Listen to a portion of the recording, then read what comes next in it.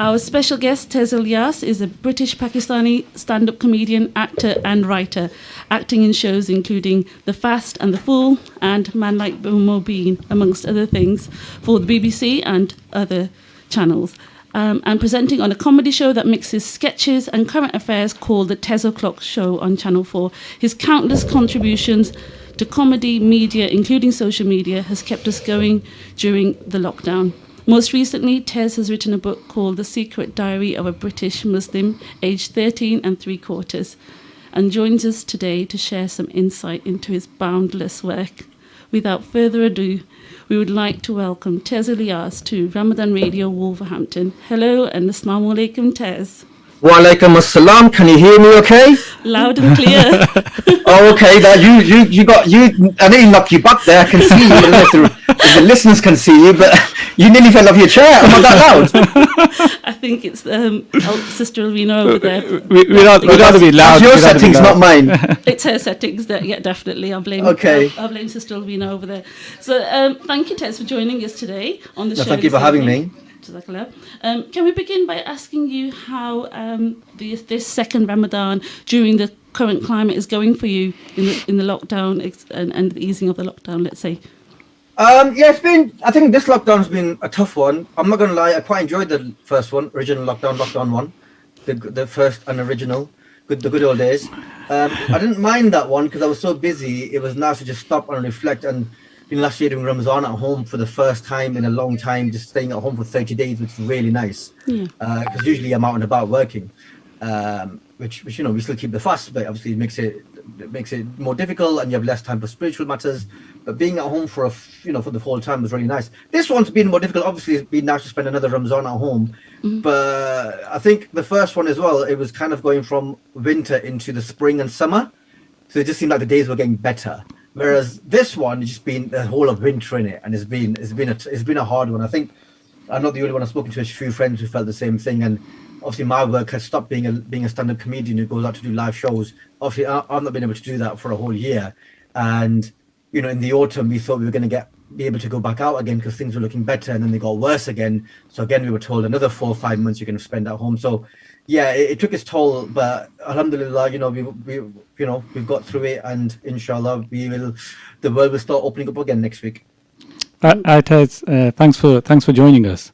Actually, just on Ramadan, because I remember watching you do a kind of a comedy sketch on Ramadan, live in one day Ramadan, and you're in the office, which you kind of can relate to actually when you got your 9-to-5 job, and people are turning up with their donuts and everything. But I mean, how different has it been for yourself now? Obviously, you're your own boss. You don't have to get early morning wake up. How has your kind of schedule changed? Do you kind of adapt when it comes to Ramadan? I know this time around you had the lockdown, etc. But in normal circumstances, I have zero discipline. So I will stay up till Sari, Sahur, whatever you call it, in your house, and then I read my Fajr and go to bed. Or sometimes I'll stay up a bit longer as well, and then go to bed, and then I wake up at like Zohar time and obviously do my Zohar and go about my day and stuff. But yeah, like it didn't really suit me having a 9-to-5, mainly because I'm not really a morning person. So having to get up in those early mornings to go to work and stuff didn't really suit me. So this lifestyle just suit me a lot more. And you have to follow him on Insta to know all about it. Oh, okay. I haven't got actually Insta. I'm following him on Twitter, but I haven't got Insta. Maybe I need to get onto Insta then. No, I appreciate that, my G. So actually, moving on, Tez, just a few questions. So the first one is a common question, no doubt, about your book. And readers, obviously, listeners will want to know about your book and when you write the book. What I was thinking, and my understanding is that it came about from the lockdown. And what were you doing thinking about writing a book in lockdown rather than, binge watching something like Ertugrul or something? Bro, I'm glad you brought Ertugrul there. I'm going to lose all your followers now. Okay. Oh, and all your listeners, yeah? I know why. Listen, I have seen season 1 of Ertugrul, so I gave it a proper go, yeah? It's fine. Like, it's all right. Okay, is that it then? Yeah. Okay. It doesn't. Bro, listen, I'm a connoisseur in it. I watch, like, all the best quality TV you can think of. I've seen it. And so I'm comparing Ertugrul to them. And what I'm saying is, if it didn't have that Islamic overlay over it, which is beautiful, It is beautiful. But I'm saying if you didn't have that, you'd never watch it. I suppose you got that argument, but then it's something that you can sit with the family, sit down and watch. I suppose that's the element of Me it. and Mum are very different TV schedules. So she's all about those prime TV dramas and that, innit? Okay, And yes, I've yes. got to watch my stuff and my sports and that. Yeah, I agree. But no, so not this time last year, it was earlier than that. So like March, as soon as the lockdown happened, these publishers got in touch and they were like, "Oh, would Tez want to write a book about his teenage years, his memoirs and that?" And I was like, "Bro, this is amazing timing because we've just gone into lockdown. We don't know how long it's gonna last. It could have lasted 3 months, and obviously it's lasted like 14 months now, whatever it's been. So, but we didn't know that then. And I was like, this is a really good opportunity. I've always thought about writing a book, and now that the opportunity has come to me, then Alhamdulillah, what a blessing. So I was given the opportunity by the publishers, and I said, yes, please, thank you very much. We ended up metaphorically, virtually shaking on it a couple of weeks later, and then I was doing my research over the spring, and in the summer I started writing it. And in the autumn, we finished the first draft. Then throughout the autumn, winter, doing the edit process back and forth, and then like January, February, it was done. Do you find that it's kind of difficult? I mean, being a stand-up comedian, how you portray or you're trying to come up with a joke, you present it, it's different. But when you're trying to put that on kind of paper for the reader to read it, did you find that difficult to try to get your same impact, I suppose? I mean, it is different because it's not a stand-up comedy book, innit? It's a book about my life. So they obviously, and growing up, everyone has a rounded life. So they have stories that are really fun. They have stories that are really sad. There's a bit of drama involved. And because there's not a lot of books written about us or by us growing up, memoirs, things like that, I wanted to write an authentic book that people could really relate to. So the fun times are in there, but the sad times are in there as well. And the drama's in there as well. I try to be as honest as possible because, bro, growing up, we didn't have books like this to read about the people who came before us. So I wanted to give people of our generation something to reminisce with, something to have a bit of nostalgia about. And then the next generation, I wanted them to have a book that they could reference and be like, oh, that's what it was like for my uncles, my aunts, my parents' generation. That's what it was like for them growing up. So I think it's really important to be able to do that. Definitely you can relate to it. Because I think you mentioned that a lot of your comedy sketches are, I suppose, impacted, influenced by your father. Tell us a bit more about that. Can I give some examples on that? Bro, I come from a very funny family, innit? Like my entire family are just jokers, bro. And we say this all the time. Like, I don't think I'm the funniest person in my family. Oh, is it? That's okay. I'm just the most obnoxious. I'm just the most attention seeking. So I've gone into stand-up comedy. But no, bro, alhamdulillah, we come from a very funny family. We're constantly just cracking jokes. My dad's now at that age where he's cracking dad jokes, innit? And we kind of have to force the laughter a bit. Is it a case that it's always a dad joke, no matter what age it is? So to my daughter, maybe when I was younger, I just found it funnier. Maybe they're all just really bad dad jokes. But when I was a kid, because kids are dumb, innit? And maybe as a dumb kid, I was just like, oh yeah, my dad's hilarious in that. But now growing up, I've gone, Dad, these jokes are really bad. But maybe they were always bad. I don't know. Okay, What's an example? Oh, I don't know. You put me in the spot now. But my dad just that stupid puns in it. I have it now with my nieces and nephews. Like, I'm always cracking jokes with them. They laugh along, but I'm like, I don't even know if they understand half this stuff, or if they're just laughing because the rhythm of the joke means they should laugh. I don't know. It's funny. I'm always giving them nicknames. I think they find them funny. Because you mentioned about your dad. I mean, going into comedy, it's a case of you've studied. Well, I was looking at it actually, and mashallah, quite educated. And even when you speak as well, it comes out really nicely. Apart from when you try to do a comedy and you know, I suppose you try to act a bit. I was going to use the word, silly. But you know what? That takes is intelligence though. Behind that silliness, because you look at Atiyah. There's acting behind that. There's very, very good acting behind that. And a lot of those lines are improvised. You have to be very clever to play that dumb convincingly.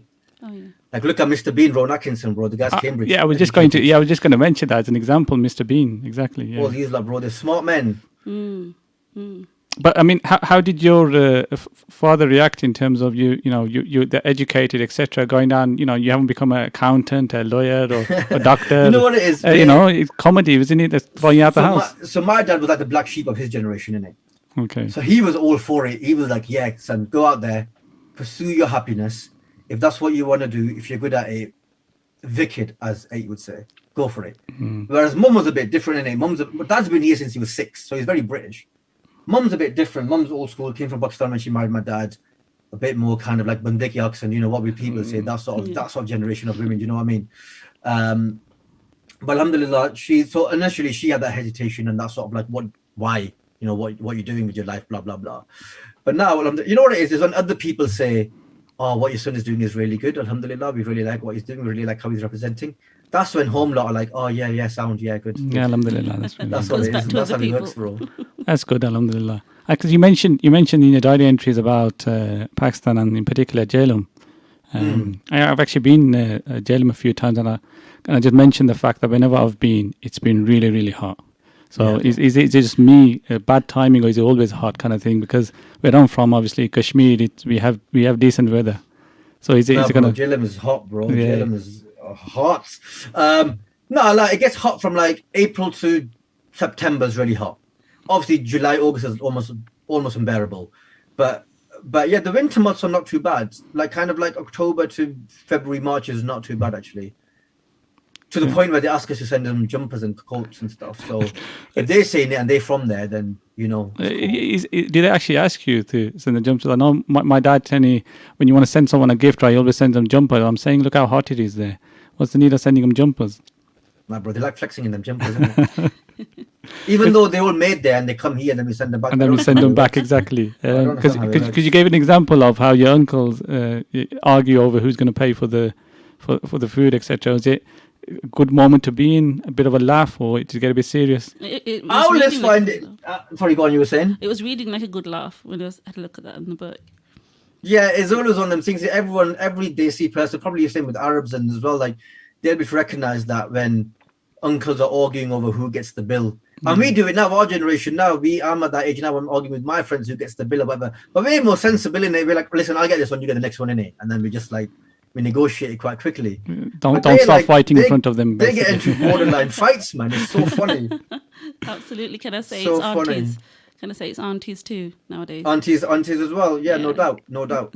But everyone has that thing. I just there's a bit in the book as well where like, you know, when you get money and you have to always do that. Oh no, this is too much. You shouldn't have, you know, I can't accept this much. But then you kind of have to in the end. Yeah. I just want to see one moment where someone gives someone money and they're like, this is too much. And they're like, oh, okay. And they take half back.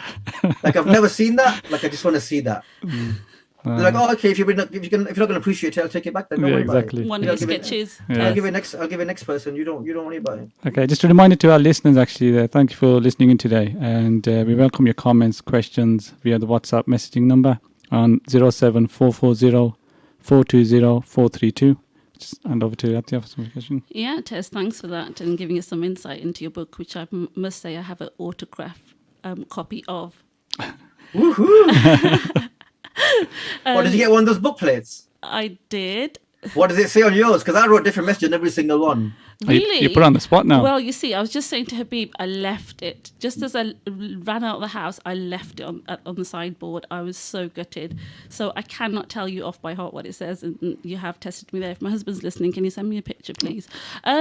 Okay, so we here. You don't get a picture now, it means your husband's not listening. That's so bad. Well, actually, you put that poor guy on the spot now. He's probably doing something like, I don't know what he's doing. He might even be on the toilet, whatever. We don't know. He could We be don't know what the preparing. guy is doing. He could be preparing iftar for it, actually. And look at this. Exactly. He could be doing salah. He could be reading his Quran. We don't know what the man is doing. Yeah, he could just be staring into space.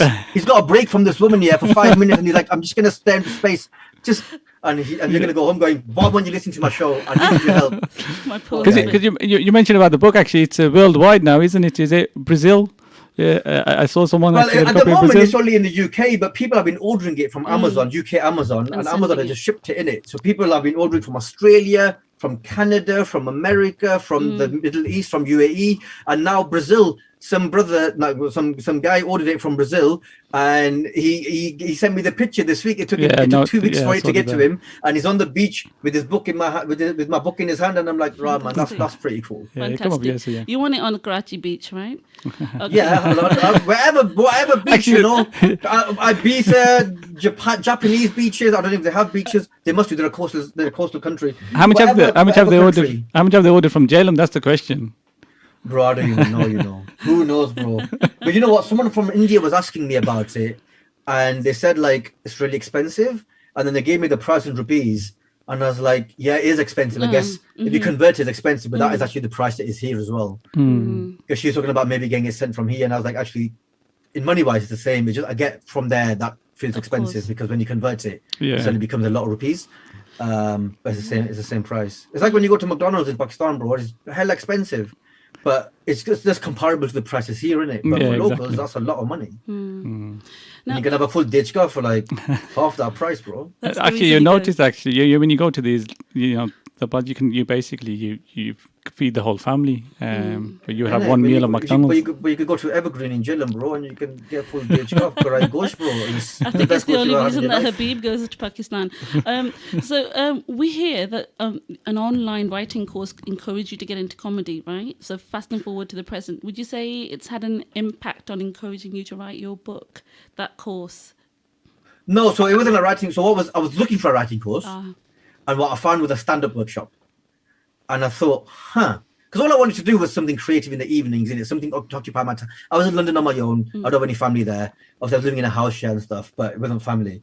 So I just needed something to occupy my evenings. So I was looking for a creative writing course initially, just something to do, meet some people or whatever. And then I saw the stand-up workshop, and I never considered it before that. And I thought, that is something I should try. But stand up, you have to write stand up. It's not like it doesn't just come, well, it does come to you, but you kind of write it down and learn it and then do it on stage. It's not like, it's still a craft and you still got to write it. There's still writing involved in that. And so all of those experiences and skills helped me with the book. It's not the same thing, but it definitely gave me a foundation. So what would you say to those who are interested in acting or writing these feature dramas? If you're interested in writing a book, I've actually done a vlog about this on my YouTube channel. How to Write a Book is called. It's Tez Ilyas is my YouTube channel. You can go on there, and it's a 10-part series about how to write a book. They're really like 5-6 minutes each chapter is 5-6 minutes long, and it's go step by step about how to write a book, or at least how I wrote my book. And then if there's any lessons to be learned for other people, then that's great. But the main thing is, if you enjoy writing, keep writing, and the more you write, the better you'll get. So if you ever get opportunities to be published, you'll have experience of writing, and you'll be better. Like if you want to be a footballer, before you have trials with any club, you've been playing probably for like 5-6 years, isn't it? You don't just turn up one day and be like, I fancy being a footballer, let me have a trial. And they'll be like, bro, you can't play. So if you want to write for newspapers or journals or online blogs or whatever, then you got to practice. You got to practice either on your statuses, on your tweets, you create your own blog or whatever. And then the more you do it, the better you'll get. And then eventually maybe study at university if you're still that age that you can go to university. That's how you do it. And with comedy as well, we've got these smartphones now in our pockets, and TikTok and Instagram and Twitter and Facebook and YouTube and stuff. So if you enjoy doing comedy, just make comedy. Make it. Fantastic. Put it out there. Get your friends to help you. Thanks, Tez. We've got some messages coming in, and we'll try and put them to you. Just a message come through, Tez, from one of our listeners. Lovely hearing Tez on Ramadan Radio Wolverhampton. Would he consider coming to our end and doing a live show once COVID permits, of course? I think the closest you've been is Birmingham, right? I've seen you there. I've been to Wolverhampton. Have you? Oh, yeah. No. Yeah, don't know. I missed Listen, I am on tour. Obviously, I was going to do plugs at the end, yeah. But I am on tour. I'm on tour from September to November, nationwide tour throughout the whole country. And obviously, I'm coming to Wolverhampton in it. And my Wolverhampton date is, let me just quickly look it up on my poster, the 6th of November, the day after Bonfire Night. I am in Wolverhampton in the Slade Rooms. Fantastic. So those of you who want to book on. So that's where you are. I'll be in Birmingham as well, obviously, and I'm in Leicester and Nottingham and Derby, if anyone's listening from those places. You know what? We're on the map now, Wolverhampton is, you see. I remember before when I used to go to Pakistan and they ask where you're from, and I say Wolverhampton, and they can't even pronounce the word. And then you just say Birmingham. Yeah, exactly. Yeah, then you just say Birmingham. I didn't want to bring in the football, Tez, because I know you're Blackburn fan, etc. But listen, I've had my history. I'm content. I had my Josh, bro. I had it. We're a small team in a small town, and we did it that once upon a time.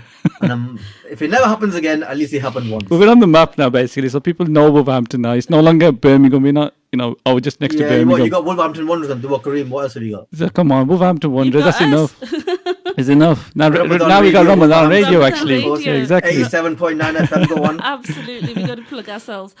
So, Tez, can you tell me that for many of us, like you were mentioning earlier, as Muslims growing up in the UK, we could probably relate to a lot of what you share, specifically the mix of cultures and, your glossary at the end, it shows a mix of language, Arabic, Punjabi, Urdu. Do you think at times this was confusing or a great mix?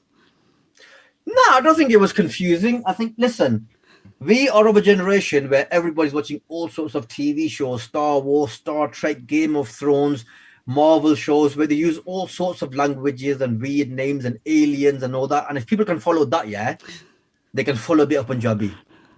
If people make an effort to learn Klingon and all these and pronounce Daenerys Targaryen, yeah, they can learn a little bit of Punjabi then. Are there any examples in your book when you went and spoke Punjabi instead of English at school that you can think of off the top of your head? No, we would normally, obviously, you teach the white people at school swear words in Punjabi, innit? And obviously, we're not going to repeat them on the radio and Ramadan that. video. But that is how we all live that life, innit? We all did that. If you speak a second language, you got to teach other people those swears in those languages, innit? Say it as it's a good word. It's like say it as it's a good word, but it's actually a swear. You know, you say you're praising someone, but yeah, you just say this to them. You're praising them. Yeah, exactly. I remember there's a lad called Christopher Christian Franklin in high school. It's like year 7, year 8, and he wants to ask out one of the Indian girls, Halima, and he goes, "Oh, what can I say to her?" And we said to him, "Say to her, Teri ma M6 pe nange nachi," which means your mum dances naked on the M6. Now, he didn't know what he was saying. He didn't know what he was saying in it. Technically, I haven't sworn there. Now he technically is not a swear what we taught him. But he said that to her, and it just then he came back to us like, "Boys, why would you do that to me?" And I was like, "Bro, what did she say?" He probably mangled it a little bit. Terima M6 penange nache, I think is how he said it. But that's just how we did it. That's the only time. Or like if you needed to speak behind the teacher's back, so you say to your friend in Punjabi like something, so the teachers don't understand it. Like that's how we say it. Actually, do you know? Did you? Because I know my dad, he would not let us speak English in the house. He goes, "You speak so much outside. You need to speak your own language." I was going to say Urdu, but I'm going to sound too posh. As is more, it's called Pari or Mirpuri.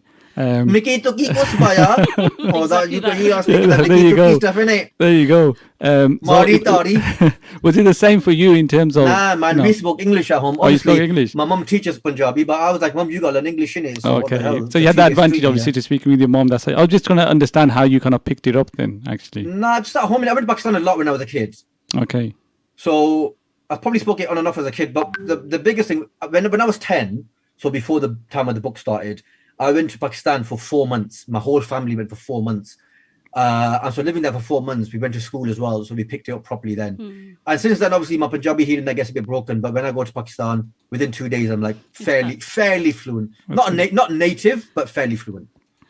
Tez, I'm waiting till after Ramadan to read your book cover to cover, which I suppose was the aim of your release date. A perfect Eid gift, right? Perfect Eid gift. Listen, there's like 3-4 days left to Eid. Yeah, I don't know if you're like a Saudi guy or a Moroccan. What are you? I'm Morocco, bro. Sufi gang, innit? We got one of each. Yeah, I'm the Sufi gang here, and you got. She's there, Saudi, and they're like this 100-year-old imperial force.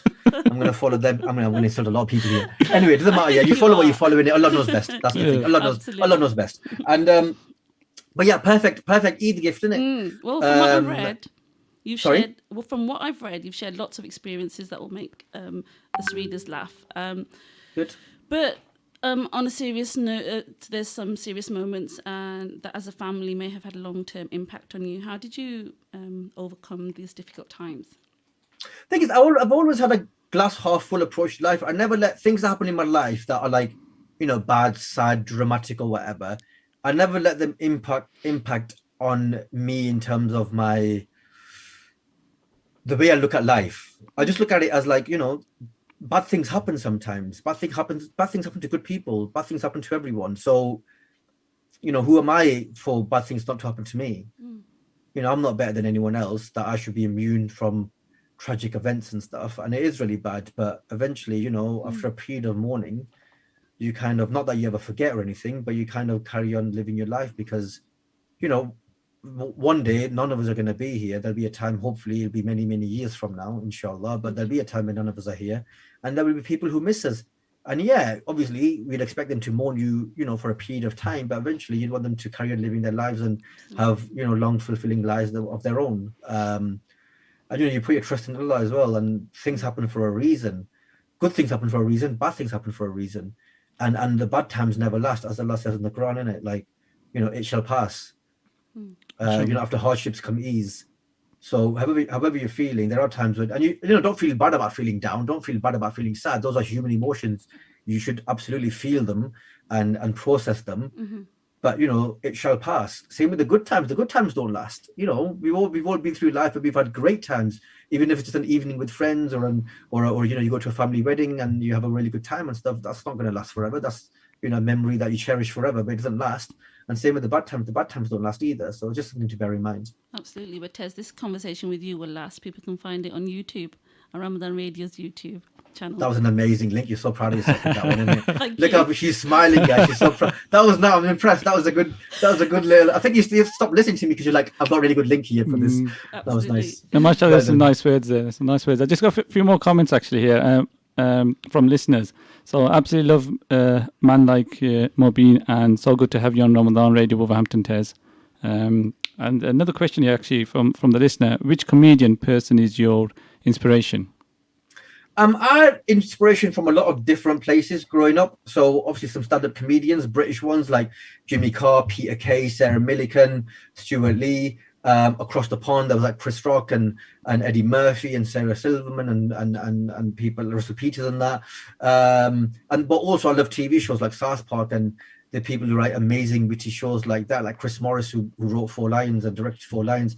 People like that are a big inspiration as well. But also there were like some great comedians from where we're from as well, like Arthur Khan and Johnny Lever and that. Some very funny people. Yeah. But right now, my number one guy right now is Dave Chappelle. That's my the person that I love the most and probably my biggest inspiration right now in terms of like holding it down for comedians and speaking his mind and making it funny and stuff. Yeah, man, Dave Chappelle is my guy. So just to follow up to that then, so what's your most memorable moment of your career, and what's been your biggest challenge? Alhamdulillah, bro, I've been blessed with some great moments throughout my career, releasing and publishing my own book. That is like a mainstream publication. That's something. Being on Lab with the Apollo, 3 seasons of Man Like Mobeen, a show that people love and quote to me all the time and has a special place in people's hearts. Opening for Trevor Noah at the O2 Arena in front of 16,000 people. You know, getting to travel to places like Dubai and Australia and places like that to do stand up, and you know, just the people who really admire my work and you know, call themselves fans of my work, bro. It's, you know, it's very, very surreal because, you know, I grew up as a working class kid in Blackburn. I didn't realize that this is where I would end up. So no, man, I appreciate all of it. And yeah, I mean, the challenge is to just try and stay relevant and try and keep creating things that people will like. Well, mashallah, I think as from your conversations that you're grounded in the sense that you're always kind of showing gratitude and thankful to Allah subhanahu wa ta'ala, which is really important. Obviously, that's who we are, and I think that's really amazing. And you have a kind of get to your head, etc., and whatever it is. Oh, bro, it does get to my head sometimes. Obviously, innit? But you got to temper those moments, innit? You got to remember where you're from. It's part of the reason I moved back home as well. Is so because I was in London for 10 years, which is where I started this career. But as soon as I left my day job to do comedy full time, I quit London and I came back home.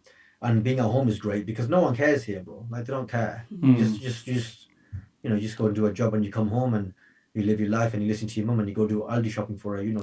Absolutely, your family are really good at bringing you back to earth, right?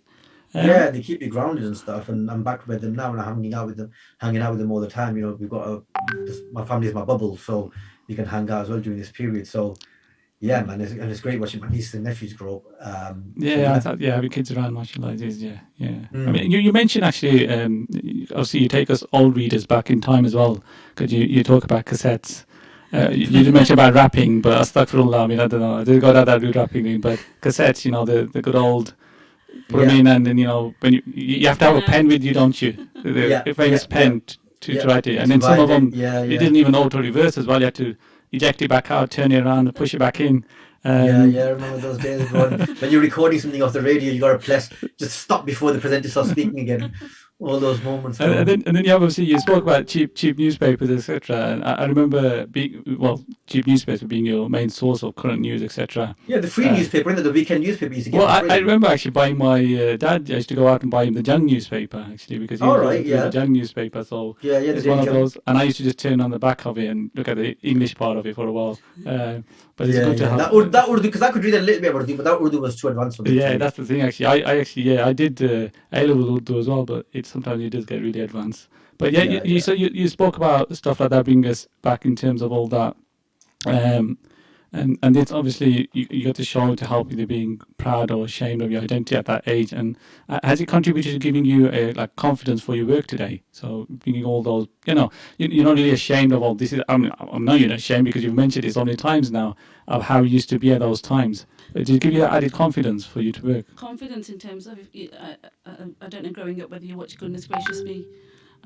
Did that show help you with being proud or ashamed of your identity, or what else contributed to that? No, I mean, I've never been ashamed of my identity. We are who we are. And I think growing up in a community where everyone kind of looked like me, or kind of, not exactly this handsome, but I mean, they kind of, no, I'm joking. Everyone kind of, you grew up in like an Asian community, we got a big Pakistani, Indian, Gujarati, Muslim and Bengali community up here. Mm-hmm. And so, growing up in that community, I never felt like I was different or didn't belong or whatever. Obviously there were moments of racist incidents and stuff, but you kind of take it as like these people are idiots and they're not reflective of, it doesn't matter what they say, it doesn't mean I don't belong here, because that's the law, innit?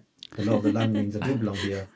That's why I always get confused, bro. And people are like, I don't belong here. Bro, you're the law, innit? The law says you do, so what are you talking about, bro? Like, sure, absolutely.